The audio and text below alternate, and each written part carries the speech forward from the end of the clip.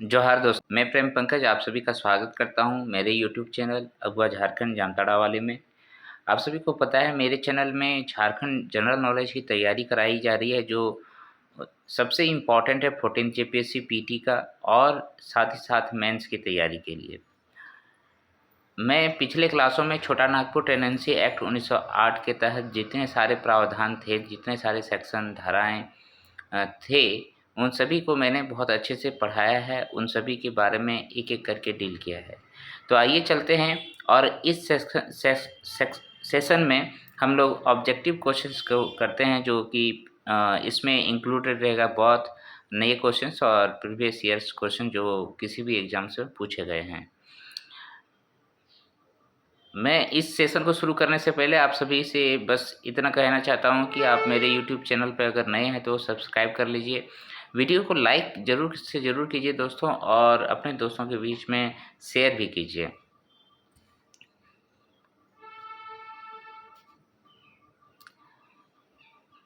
आज का सेशन शुरू करते हैं और इससे पहला क्वेश्चन लेते हैं। छोटा नागपुर काश्तकारी अधिनियम कब लागू किया गया था? पहला क्वेश्चन है, छोटा नागपुर काश्तकारी अधिनियम कब लागू किया गया था? ऑप्शंस आर 11 नवंबर 1908, 12 नवंबर 1908, 15 नवंबर 1908 और 11 दिसंबर 1908। तो ऑप्शंस के अकॉर्डिंग आप देखेंगे तो आपको सबसे पहले तो ये पता चल गया होगा कि ये 1908 में ही लागू किया गया था। अब 1908 के किस डेट में लागू किया गया था दोस्तों? तो इसका आंसर होगा 11 नवंबर 1908। जब हम लोग इसके बारे में पढ़ते हैं, छोटा नागपुर काश्तकारी अधिनियम के बारे में, तो सबसे पहले इसी चीज़ को पढ़ते हैं कि उसको कब लागू किया गया था, 11 नवंबर 1908। चलिए थोड़ा सा एक्सप्लेनेशन देख लेते हैं। आपको पूछा जाएगा इसका ब्लूप्रिंट किसने तैयार किया था? ब्लूप्रिंट, तो आप सभी को पता है इसका ब्लूप्रिंट जो है J.H. हॉफमैन ने तैयार किया था, राइट।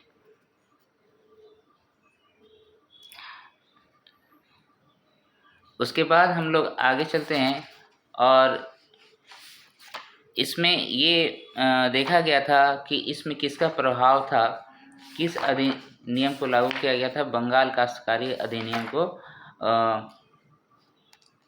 लागू किया गया था, उसी के बेस पे ये भी लागू किया गया था, ठीक है। तो इस पे किस एक्ट का प्रभाव है?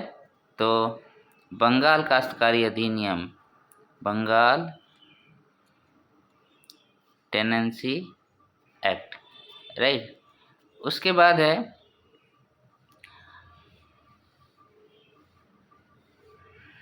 इसमें टोटल जो है चैप्टर आप देखेंगे, चैप्टर तो हमने देखा था 19 चैप्टर था, और टोटल जो सेक्शन है वो हमने देखा था 271 है, ओके।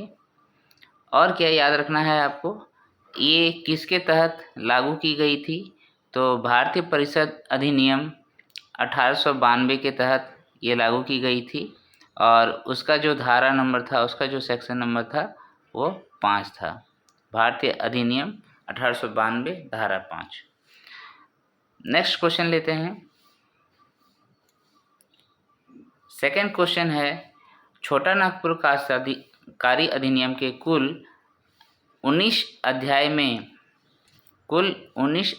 में कितनी धाराओं का उल्लेख किया गया है? तो मैं थोड़ा देर पहले ही बताया, पहला ऑप्शन है 251, दूसरा है 281, तीसरा है 271 और चौथा है ऑप्शन 261। तो इसका राइट आंसर क्या हो जाएगा दोस्तों? 271। क्वेश्चन नंबर 3, छोटा नागपुर काश्तकारी अधिनियम का प्रसार किन प्रमंडलों में है? तो आप सभी को पता है कि झारखंड में फ़िलहाल तो टोटल 5 प्रमंडल है, लेकिन ये जब लागू की गई थी उस टाइम टोटल 4 प्रमंडल थे। उस 4 प्रमंडल में 3 प्रमंडल पे ये लागू किया गया था, एक्सेप्ट कौन सा? एक्सेप्ट संथाल परगना, ठीक है। संथाल परगना को छोड़कर सभी में लागू किया गया था। और इसमें क्या क्या आता था? 3 आता था नॉर्थ छोटा नागपुर, दूसरा क्या था साउथ छोटा नागपुर और तीसरा क्या था आपका पलामू। ठीक है, तो इन तीनों ही प्रमंडल में ये लागू किया गया था। तो आंसर यहाँ क्या हो जाएगा, तीनों ही हो जाएगा। ऑप्शन ए उत्तरी छोटा नागपुर, दूसरा है दक्षिणी छोटा नागपुर, तीसरा है पलामू और चौथा है ये सभी। तो ऑप्शन इसमें करेक्ट क्या हो जाएगा, ये सभी, ऑप्शन डी करेक्ट हो जाएगा। Question number 4। क्वेश्चन नंबर 4 कहता है छोटा नागपुर काश्तकारी अधिनियम वैसे भूधृति जो परिवार के नर वारिस नहीं होने पर रैयत के मृत्यु के बाद पुनः भूस्वामी को वापस हो जाती है, उसे क्या कहते हैं? ऑप्शंस आर स्थायी भूधृति, पुनर्ग्राह्य भूधृति, ग्राह्य भूधृति या फिर इसको अज्ञात भूधृति कहते हैं।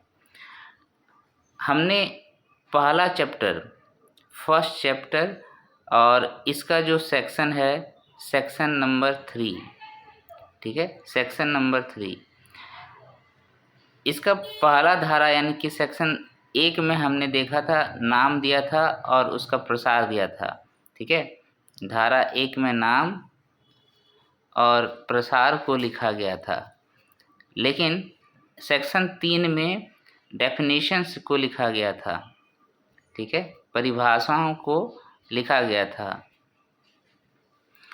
उसी में एक परिभाषा लिखा गया था भूधृति। क्या लिखा गया था, भूधृति। तो उसमें ये लिखा गया है कि भूधृति जो है 2 प्रकार के होते थे, एक स्थायी भूधृति और दूसरा पुनर्ग्राही भूधृति। तो स्थायी भूधृति और पुनर्ग्राही भूधृति में क्या अंतर था? स्थायी भूधृति मतलब कि वो स्थायी रहेगा, किसी के पास जाएगा नहीं। और पुनर्ग्राह्य भूधृति का मतलब क्या था कि पुनः लैंडलॉर्ड जो है उस भूमि को ले सकता है। ठीक है, लैंडलॉर्ड पुनः उस भूमि को ले सकता है। किस केस में? किस केस में? जब आपका नर वारिस जो है ख़त्म हो गया हो किसी परिवार में। ठीक है, ये नहीं बचा हो, केवल औरतें बची हो। तो इसमें आंसर क्या हो जाएगा दोस्तों? पुनर्ग्राह्य भूधृति, ये आंसर हो जाएगा। ठीक है, चलते हैं क्वेश्चन नंबर 5 में। क्वेश्चन नंबर 5 कहता है निम्नलिखित में छोटा नागपुर काश्तकारी अधिनियम 1908 के तहत कोड़कर भूमि, क्वेश्चन क्या है, कोड़कर भूमि का स्थानीय नाम नहीं है। तो यहाँ पर नहीं है पूछा है, यानी कि आपको जानना है कोड़कर भूमि का अन्य नाम, स्थानीय नाम क्या क्या है। ऑप्शंस है बहवाल, दूसरा है खंडवत, यहाँ त होगा, अरियत है ना, अरियत और अगलूधन। तो इसका जब हम लोग पढ़े थे कोड़कर भूमि के बारे में, तो कोड़कर भूमि के बारे में डेफिनेशंस जो दिया गया था उसमें नीचे में ब्रैकेट में लिख दिया गया था कि इसका नाम जो है एक तो बहवत होगा, ठीक है, दूसरा खंडवत होगा, तीसरा अरियत होगा। लेकिन ये जो अगलूधन लिखा हुआ है दोस्तों, ये कोड़कर भूमि में भूमि का स्थानीय नाम नहीं है। राइट, तो ये सब आपको कहाँ मिलेगा? ये सभी आपको परिभाषा वाले चैप्टर में ही मिलेगा, यानी कि धारा 3 में मिलेगा आपको। ठीक है,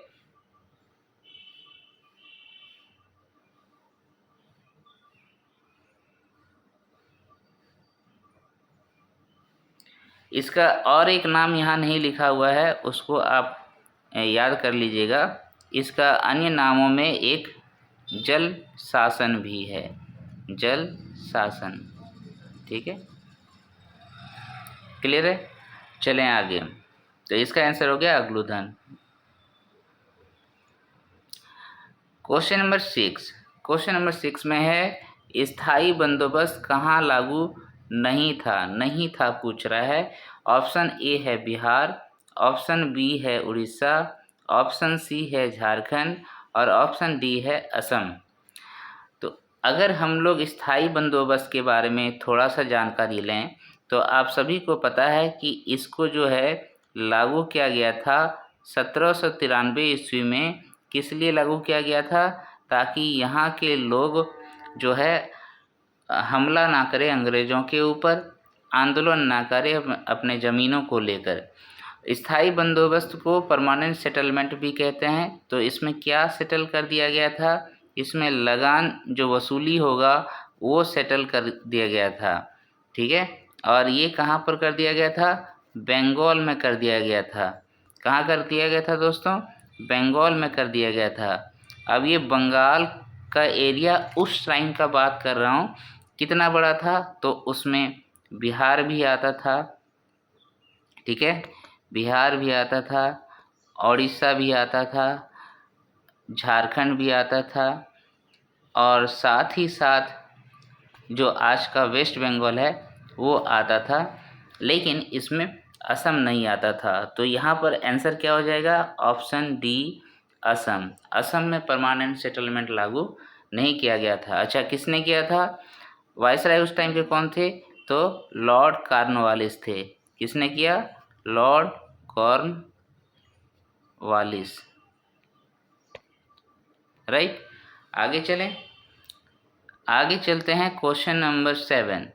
क्वेश्चन नंबर 7 है CNT एक्ट 1908 के अनुसार भूधृति से अभिप्रेत है भूधारक का हित और इसके अंतर्गत उपभूधृति आती है, किंतु डैश काश्तकारी नहीं आती है। तो ऐसा क्वेश्चन और एक पूछा गया था किसी एग्ज़ाम में, शायद वो JPSC का पिछला एग्ज़ाम था। उसमें लिखा हुआ है, पहला ऑप्शन है मुंडारी खुटकटीदारी, दूसरा ऑप्शन है अधिभोग रैयत, तीसरा है अंधिभोगी रैयत, और चौथा है दर रैयत। ओके, तो इसमें भूधारक के बारे में पूछ रहा है, भूधारक का हित कौन कौन सा नहीं है, यहाँ पर काश्तकारी नहीं है बोल रहा है। तो यहाँ पर देखिए, अधिभोगी रैयत हो गया, अंधिभोगी रैयत हो गया, दर रैयत हो गया। ये तीनों ऐसे ज़मीनों का उपयोग करता है जो किसी अन्य का होता है, और उसमें ये लोग रैयत जो है खेती बाड़ी करता है और साथ ही साथ लगान चुकाता है। यही कहानी है इसमें। लेकिन मुंडारी खुटकटीदारी भूमि ऐसी भूमि है जो मुंडाओं के द्वारा तैयार किया जाता है, जंगलों को साफ करके, और खेती बाड़ी खुद से करता है, ठीक है। तो उसमें काश्तकारी नहीं आती है किसी प्रकार की। तो यहाँ पर आंसर क्या हो जाएगा दोस्तों? इसका आंसर हो गया आपका ऑप्शन ए, मुंडारी खुटकटीदारी। चलें नेक्स्ट क्वेश्चन में, क्वेश्चन नंबर 8। क्वेश्चन नंबर 8 क्या कहता है? देखिए दोस्तों, मेरा वीडियो को आप बीच में लाइक करते रहिए, शेयर करते रहिए, और यूट्यूब चैनल पे आप नए हैं तो सब्सक्राइब जरूर कीजिए दोस्तों। ऐसे हर ईयर का आपको प्रीवियस ईयर क्वेश्चन और साथ ही साथ उसे और इम्पोर्टेंट क्वेश्चन टॉपिक वाइज मिलता रहेगा। क्वेश्चन नंबर 8, CNT एक्ट 1908 के अनुसार कृषि वर्ष क्या है? ये अभी भी धारा 3 में चला गया फिर से, ठीक है, अध्याय 1 धारा 3।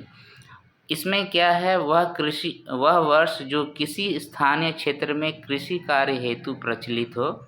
दूसरा ऑप्शन है स्थानीय प्रशासन द्वारा कृषि हेतु घोषित वर्ष।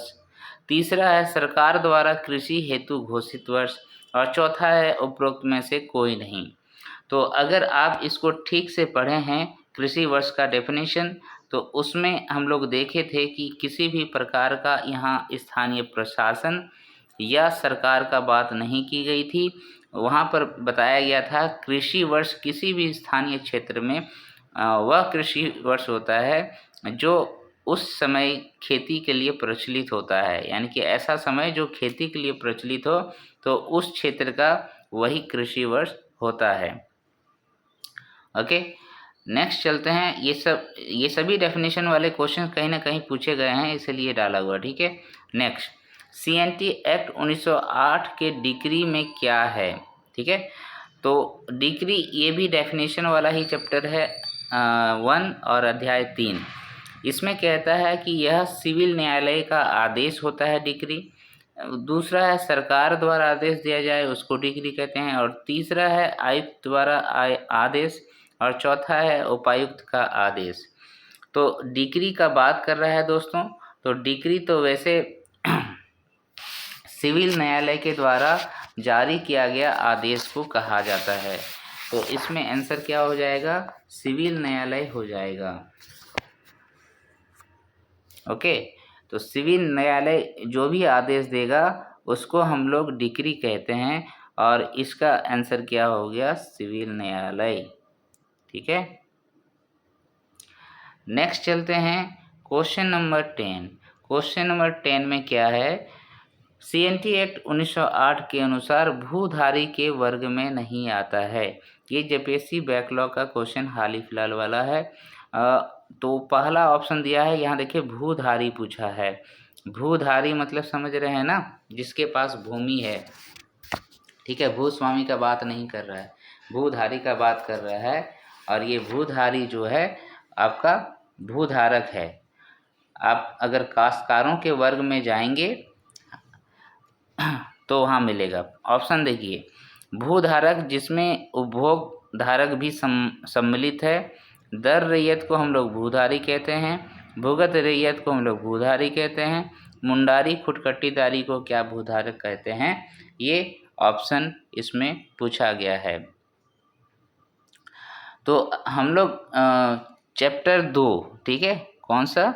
चैप्टर 2 हम लोग पढ़े हैं काश्तकारों के वर्ग, है ना, क्लासेस ऑफ टेनेंट, ये पढ़े हैं ना, क्लासेस ऑफ टेनेंट। तो इसमें जो लिखा गया था उसमें काश्तकार को लिखा गया था कि कौन कौन होते हैं। और उस काश्तकार में हम लोग पढ़े थे, पहला जो पढ़े थे वो पढ़े थे टेन्योर्स होल्डर, मतलब भूधारक। ठीक है, उसके बाद दूसरा हम लोग पढ़े थे उसमें रैयत के बारे में, कि रैयत जो होगा वो होगा काश्तकार। और तीसरा उसमें हम लोग देखे थे मुंडारी खुटकट्टीदारी। ठीक है, मुंडारी के बारे में हम लोग पढ़े थे कि ये लोग काश्तकार होते हैं। ये जो भूधारक था, भूधारक का ये डेफिनेशन दिया गया था किस में? धारा 5 में। किस में दोस्तों? धारा 5 में क्या दिया गया है कि भूधारक का तात्पर्य ऐसे व्यक्ति से है जो अपनी या दूसरे की जमीन खेती कार्य के लिए धारण किया हुआ है। चूँकि ये काश्तकार है, काश्तकार का मतलब ही यही होता है, इसलिए ये चीज़ दिया गया है। लेकिन मुंडारी खुटकट्टीदारी जो होता है वो क्या होता है? वो मुंडारी जिसने जंगली भूमि के किसी हिस्से को जोत में लाने हेतु भूमि का अधिकार अर्जित किया है, उसे मुंडारी खुटकट्टीदारी कहा जाता है। ठीक है, तो इसमें जो है मुंडारी खुटकट्टीदारी का जो भूमि होगा वो हम लोग भूधारी वर्ग में नहीं सम्मिलित करेंगे। तो इसका आंसर क्या हो गया? इसका आंसर हो गया आपका मुंडारी खुटकट्टीदार। ओके, नेक्स्ट चलते हैं क्वेश्चन नंबर 11। क्वेश्चन नंबर 11 कहता है कि CNT एक्ट 1908 के अनुसार रैयत के प्रकार नहीं हैं। अब रैयत का प्रकार पूछ रहा है। तो रैयत का जो प्रकार है दोस्तों वो कहाँ पर दिया गया है ये सभी मैं बताऊंगा। पहले ऑप्शंस आप चेक कीजिए। ऑप्शंस है अधिभोगी रैयत, दूसरा है दर रैयत, तीसरा है खुटकट्टीदार रैयत, और चौथा है इनमें से कोई नहीं। तो रैयत यानी कि आप जो चैप्टर है वो चैप्टर नंबर 2 अध्याय 2 और धारा 4, चूँकि चैप्टर 2 है आपका धारा 4 से स्टार्ट होता है और 8 में ख़त्म होता है। ठीक है, इसमें धारा 4 में जो है क्या लिखा हुआ है? धारा 4, ठीक है, इसमें सबसे पहले काश्तकारों के बारे में लिखा गया था कि काश्तकार के अंतर्गत कौन कौन आते हैं, टेनेंट के अंदर कौन कौन आते हैं। और उसमें हमने पढ़ा था भूधारक, रैयत और दर रैयत। और इसी में जो है आपका रैयत के 3 प्रकार लिखे गए हैं, 3 प्रकार। ठीक है, इसी में धारा 4 में। और वो क्या क्या है उसमें? पहला यहाँ पर देखिए ऑप्शन जो है वही है। पहला है अधिभोगी रैयत, ठीक है, अधिभोगी रैयत पहला है, दूसरा है दर रैयत। ये दोनों ही जो है वो मेरा क्या है, रैयत के प्रकार हैं।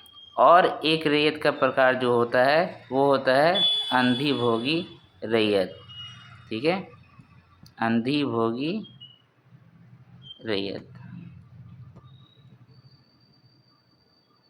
तो इस प्रकार से 3 प्रकार के रैयत होते हैं। तो यहाँ क्या ऑप्शन हो जाएगा, ऑप्शन सी जो है खोटकट्टीदार रैयत, ये नहीं होता है। खोटकट्टी अधिकार पर प्राप्त रैयत,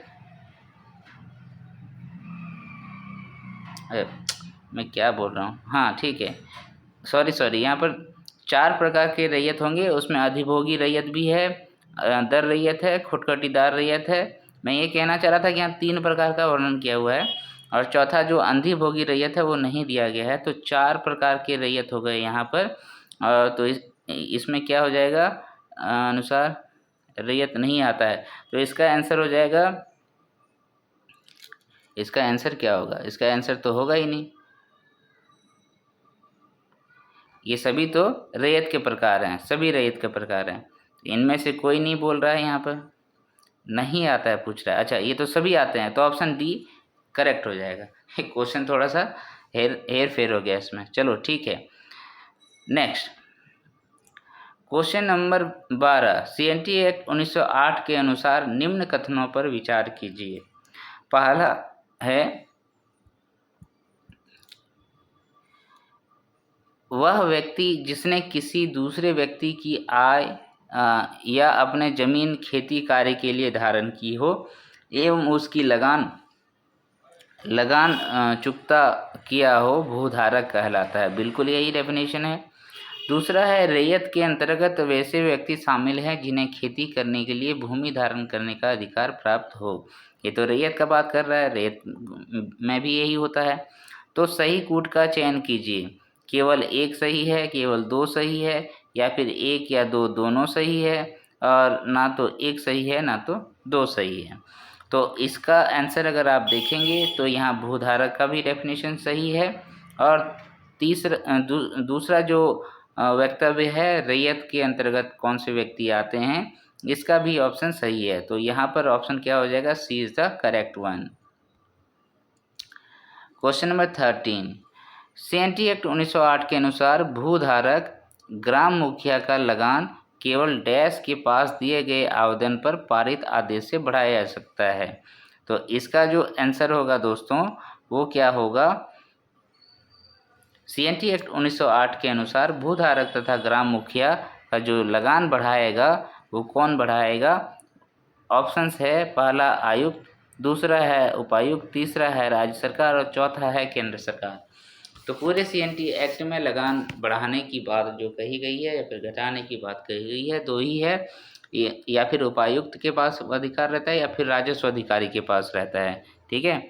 तो यहाँ पर जो ऑप्शन दिया गया है वो क्या दिया गया है, उपायुक्त दिया गया है। तो आंसर क्या हो जाएगा इसमें, उपायुक्त हो जाएगा, right. Question number 14, CNT act 1908 के किस धारा में भूधारक तथा ग्राम मुखिया का लगान वृद्धि का बात करता है, किसमें लगान वृद्धि की बात की गई है, कौन सी धारा में, ठीक है। तो वैसे ये धारा 9 का क, धारा 12 और धारा 46। तो देखिए धारा 9 जो है वो हमारा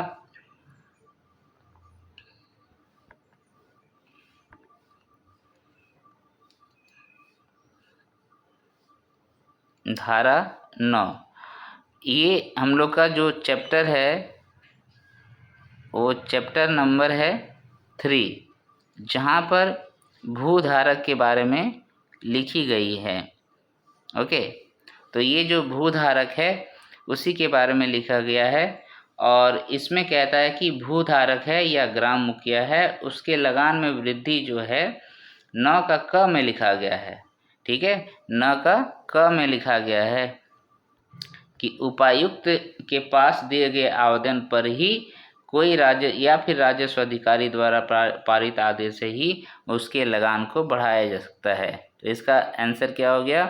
धारा 9 का क। ठीक है।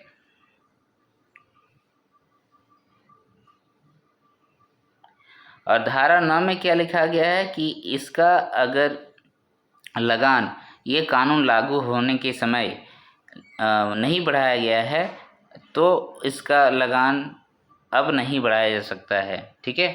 फिर धारा 12 में आप सभी को पता है इसी के बारे में लिखा गया है, भूधृति के बारे में। और धारा 46 आप सभी देखेंगे तो वहाँ पर अंतरण के बारे में बात करता है। ठीक है। धारा 46 अंतरण के ऊपर प्रतिबंध का बात करता है, धारा 46। नेक्स्ट चलते हैं क्वेश्चन नंबर 15। क्वेश्चन नंबर 15 कहता है धारा 17। ठीक है। CNT एक्ट 1908 के तहत बंदोबस्त रैयत वह व्यक्ति है जिसने डैश वर्षों तक इस अधिनियम के प्रारंभ के पूर्व या पश्चात किसी ग्राम में स्थित रैयत भूमि को लगातार आधारित किया है। ये JPSC का क्वेश्चन है 2024 का। तो CNT एक्ट यहाँ बोल रहा है, धारा 17 का वर्णन कर रहा है। तो धारा 17 जो है आप सभी को पता है, इसमें रैयत के बारे में कहा गया है और बंदोबस्त रैयत का परिभाषा मांग रहा है। तो उसमें 3 कंडीशन थे, आपको याद है।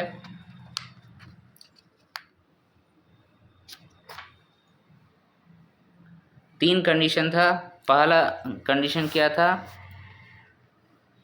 पहला था कि वह व्यक्ति जिसने इस अधिनियम के प्रारंभ के पूर्व या पश्चात किसी ग्राम में स्थित भूमि को पूर्णतः या अंशतः पट्टे पर या रैयत के रूप में धारित किया हो, 12 वर्ष की अवधि समाप्त होने पर उस ग्राम का बंदोबस्त रैयत समझा जाएगा। तो इसका आंसर क्या हो जाएगा? यही वाला हो जाएगा, यही पूछ रहा है ये। ठीक है। कितने वर्षों के पूर्व या पश्चात किसी ग्राम में स्थित रैयत भूमि को लगातार आधारित किया है तो उसका बंदोबस्त रैयत हो जाएगा 12 वर्षों का। इसका आंसर यही है। ठीक है। पहला ऑप्शन यही था। दूसरा में क्या लिखा गया था? कंडीशन था कि अगर कोई रैयत जो है भूमि को धारित करता आ रहा है तो रैयत की अवधि समाप्त होने के 3 वर्ष पश्चात तक, है ना, जो रैयत का अवधि है वो सपोज दैट कि समाप्त हो गया है। ठीक है। तो कह रहा है कि 3 वर्ष के पश्चात तक जो है वह इस भूमि को धारित कर सकता है। उसके बाद तीसरा ऑप्शन जो है उसमें था कि धारा 71 जो है उसके अधीन या बाद के जरिए भूमि का कब्जा वापस लेता है तो जमीन के 3 वर्ष से अधिक समय तक बेकब्जा रहने के बावजूद भी बंदोबस्त रैयत समझा जाएगा। वो भी था 3 वर्ष, यहाँ पर भी था 3 वर्ष और पहला वाला ऑप्शन का था 12 वर्ष। तो ऑप्शन क्वेश्चन 15 का आंसर हो गया 12 वर्ष, बंदोबस्त रैयत का पहचान है वो। Question number 16। क्वेश्चन नंबर 16 कहता है कि CNT एक्ट के कोई धारा 71 के अधीन, धारा 71 के अधीन बाढ़ या के जरिए भूमि का कब्जा वापस लेता है तो जमीन के कितने वर्ष से अधिक समय तक बेकब्जा रहने के बावजूद भी बंदोबस्त रैयत समझा जाएगा। तो यहाँ ये कह रहा है कि धारा 71 के अधीन किसी रैयत ने कोई ज़मीन को धारित किया है और वहाँ बाढ़ आ गया या फिर कुछ भी हो गया, है ना, उसके बाद क्या हो गया कि भूमि को वापस रैयत जो है जाके खेती बाड़ी कर रहा है। अब नदी आया, बाढ़ आया, उस ज़मीन को पूरा बहा दिया, उसके बाद रैयत फिर से वापस आया और इस ज़मीन पे कब्जा करके अपना खेती बाड़ी करने लगा। तो वही चीज़ पूछ रहा है कि कितने समयावधि तक बेकब्जा रहने पर, मान लो कि ये कहीं पर जाके सेटल हो गया, वहाँ पर अपना काम धंधा संभाल रहा है, ठीक है, फिर से यहाँ वापस कुछ समय बाद आया तो कितने वर्ष बाद आएगा, तो फिर भी उसको बंदोबस्त रैयत समझा जाएगा। तो इसका आंसर हो गया 3। और ये भी किस में लिखा हुआ है? धारा 17 में लिखा हुआ है, धारा 17 अभी तो बताया था मैं। ठीक है। और ये अध्याय 4 का पाठ है।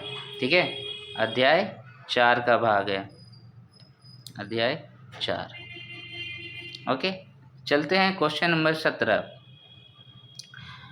सीएनटी एक्ट के उपायुक्त द्वारा पारित डिक्री या आदेश के निष्पादन के लिए आवेदन ग्रहण करने का सीमा काल कितना है? तो कितने समय अवधि में आवेदन को निष्पादित कर दिया जाएगा? तो इसका आंसर क्या हो जाएगा दोस्तों? इसका आंसर हो जाएगा आपका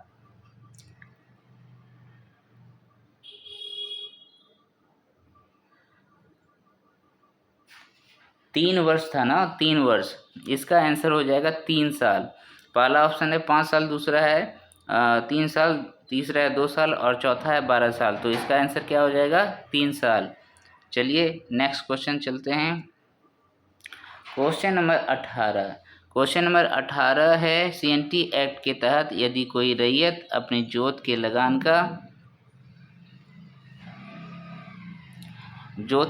का भुगतान करता है तो ऐसी जोत पर किसी भी प्रयोजन के लिए निर्मित तालाब के उत्पादों में भूस्वामी का हिस्सा कितना होगा?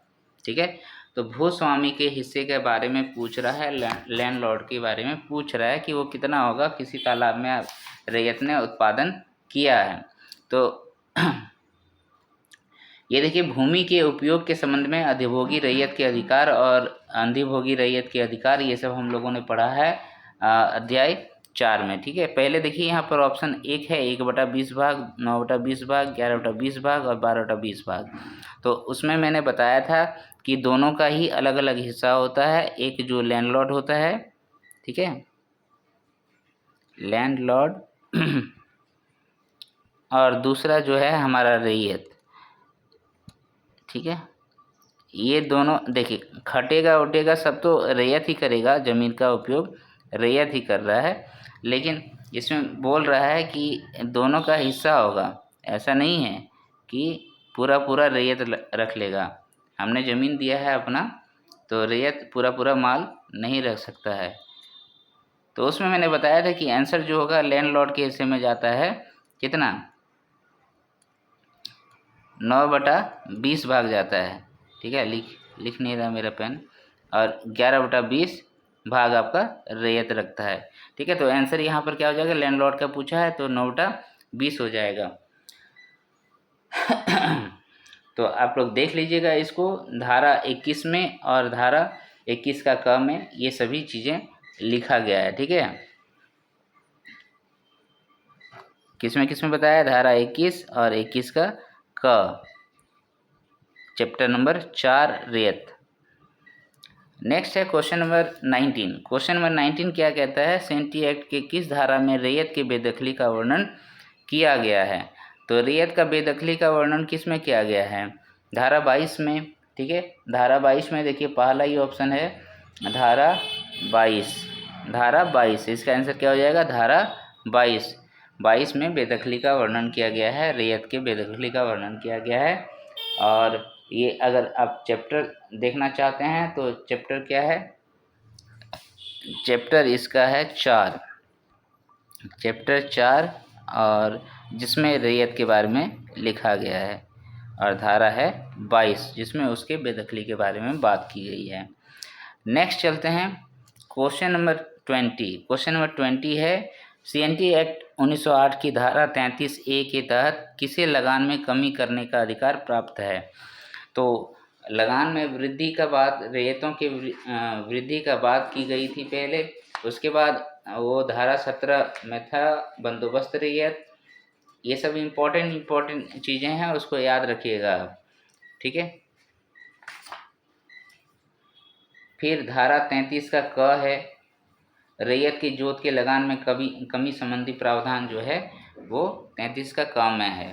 तो हमारा जो चैप्टर है, चैप्टर नंबर 4, ये बहुत इम्पोर्टेंट है। ठीक है, चैप्टर 4 जो है बहुत इम्पोर्टेंट है, इसको आप याद कीजिएगा, जिसमें रैयत के बारे में पूरा दिया है और उसके प्रावधान के बारे में दिया है। तो पहले दिया है इसमें आयुक्त कम कर सकता है, दूसरा दिया है उपायुक्त कम कर सकता है, तीसरा है न्यायिक आयुक्त और उपसमहर्ता भूमि संबंधी सुधार। तो जितना भी सीएनटी एक्ट पढ़े हैं उसमें ऑप्शन तो एक ही हमारा करेक्ट होता है बार बार। ठीक है, लेकिन ध्यान दीजिएगा, जो एक्सेप्शन है उसको याद कर लीजिएगा। तो यहाँ उपायुक्त इसका आंसर हो जाएगा। चलते हैं नेक्स्ट क्वेश्चन नंबर 21, क्या सीएनटी एक्ट 1908 के तहत सिविल प्रक्रिया संहिता 1908 की प्रक्रिया लागू होगी जब उपायुक्त के समक्ष मामलों का विचारण हो रहा है? ये भी जेपीएससी में क्वेश्चन पूछा गया है और 2024 का ही क्वेश्चन है। पूर्णतया लागू होगी, आंशिक रूप से लागू होगी, राज्य सरकार निश्चय करेगी यदि कोई प्रक्रिया छोटा नागपुर काश्तकारी अधिनियम के तहत नहीं दी गई है, और ऑप्शन डी दिया है पूर्णतया लागू नहीं होगी। तो सिविल संहिता के बारे में जिन धाराओं में लिखा गया है उसको आप देखेंगे थोड़ा सा, तो आपको पता चलेगा कि इसका जो आंसर होगा दोस्तों, वैसे तो मेरे ख्याल में सी वाला ऑप्शन होना चाहिए था, लेकिन जो आपका जेपीएससी आंसर शीट निकाला था उसमें बी वाला को भी इंक्लूड किया था और सी वाला को भी इंक्लूड किया था, इसलिए इस क्वेश्चन में जो भी क्वेश्चन बनाए थे उसको फुल मार्क्स दिया गया था। ठीक है,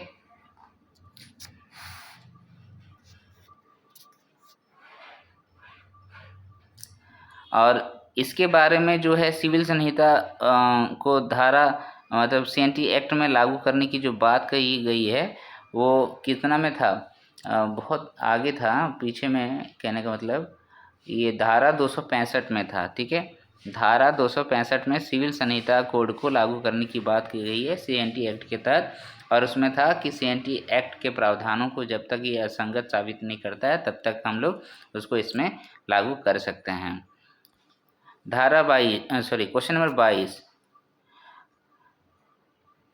क्वेश्चन 22 क्या कहता है? रैयत द्वारा सीएनटी एक्ट 1908 के प्रारंभ के कितने वर्षों से अधिक पूर्व भूमि की काश्तकारी सृजित की गई हो तो भूमि का लगान नहीं बढ़ाया जा सकता है। इसके बहुत सारे प्रावधान अलग अलग दिया गया है, तो इसमें जो आंसर होगा दोस्तों वो 20 वर्ष होगा। ठीक है, 20 वर्ष पहले सीएनटी एक्ट 1908 के लागू होने के 20 वर्ष के पहले से अगर आपके पास भूमि है तो आपको कोई नहीं हटा सकता और आपका लगान में वृद्धि नहीं कर सकता है। नेक्स्ट चलते हैं क्वेश्चन नंबर 23, सीएनटी एक्ट के प्रावधान के अनुसार किस आधार पर किसी अंधी भोगी रैयत को बेदखल किया जा सकता है? तो अंधी भोगी रैयत का बात कर रहा है, तो अंधी भोगी रैयत से रिलेटेड चैप्टर ही था ना पूरा सबसे पहले तो अध्याय 4 में रैयत के बारे में बात कर रहा था, अध्याय 5 में फुटकट्टी दार प्राप्त रैयत था, 6 में अंधी भोगी रैयत था। ठीक है तो ये चैप्टर नंबर 6 और इसमें धारा कहाँ से कहाँ तक है? 38 से लेके धारा 42 तक था, जिसमें अंधी भोगी रैयत के बारे में कहा जा रहा था। तो देखिए यहाँ पर क्या ऑप्शन है, रैयत ने उचित लगान, ठीक है, लगान का भुगतान करने से इनकार किया हो, रजिस्ट्रीकृत पेट की, यहाँ पट्टा होगा, पट्टा की अवधि समाप्त हो गई हो, वह तीसरे वर्ष के प्रारंभ के 90 दिनों के भीतर पिछले 2 कृषि वर्षों का लगान देने में असमर्थ रहा हो। तो इन सभी केसेस में जो है अंधी भोगी रैयत को हम लोग हटा सकते हैं, उसको बेदखल कर सकते हैं उसकी भूमि से। तो इसका आंसर क्या हो गया दोस्तों? इसका आंसर हो गया ऑप्शन डी, उपरोक्त सभी।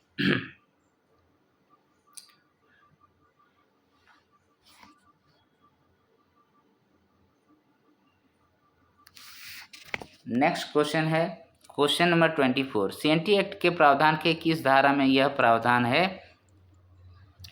कि उपायुक्त के आदेश पर अंधी भोगी रैयत को जोत से बेदखल किया जा सकता है? तो यहाँ पर ये जो इसके पहले वाला जितना प्रावधान थे वही यहाँ पर होगा। तो कौन सा था ये? देखिए मैंने बताया ना कि अगर आप इस तरीके से याद रखिएगा, शुरू में ही बताया था कि अंधी भोगी रैयत के बारे में किस में लिखा गया है। तो अंधी भोगी रैयत के बारे में जो है चैप्टर 6 में और धारा उसमें था 38 से 42 में लिखा गया है। तो यहाँ अगर ऑप्शन आप देखेंगे तो पहले देखिए ये 45 तो ख़त्म हो जाएगा, 42 दिया है, 41 दिया है, 40, तो इन्हीं में से कोई एक होगा। तो इसमें आंसर जो होगा दोस्तों एक्चुअली में 42 इज़ द करेक्ट वन। ठीक है 42 में इसके पहले जो मैंने कंडीशन बताया, इसके पहले वाला क्वेश्चन वो धारा नंबर 42 में पूरा लिखा हुआ है, अंधी भोगी रैयत को बेदखल कब किया जा सकता है। नेक्स्ट और क्वेश्चन एक लास्ट क्वेश्चन ये है इसको देख लेते हैं दोस्तों। उसके बाद हम लोग नेक्स्ट वीडियो में और 25 क्वेश्चनों को देखेंगे। सेनेटरी एक्ट 1908 की धारा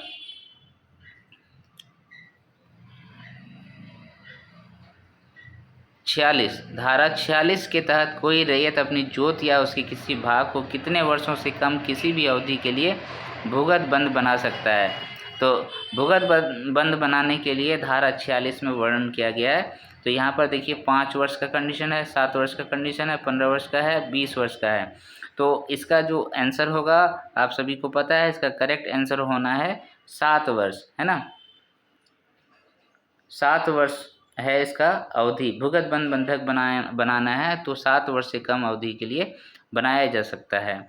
इसमें कंडीशन 20 वर्षों वाला आपने देखा था कि किसी भी ज़मीन का रैयत का लगान नहीं बढ़ाया जा सकता अगर वो 20 वर्ष पहले ही अपनी ज़मीन को धारित किया था एक्ट लागू होने से पहले।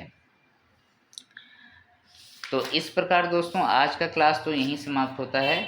आप बने रहिए मेरे YouTube चैनल अगवा झारखंड में और वीडियो को लाइक करते रहिए, शेयर करते रहिए। और अगर आपको मेरा YouTube चैनल डायरेक्टली देखना है तो ये वाला एड्रेस आप यूज़ कर सकते हैं, ठीक है। Thank you for watching my video. जय हिंद, जोहार, जय झारखंड।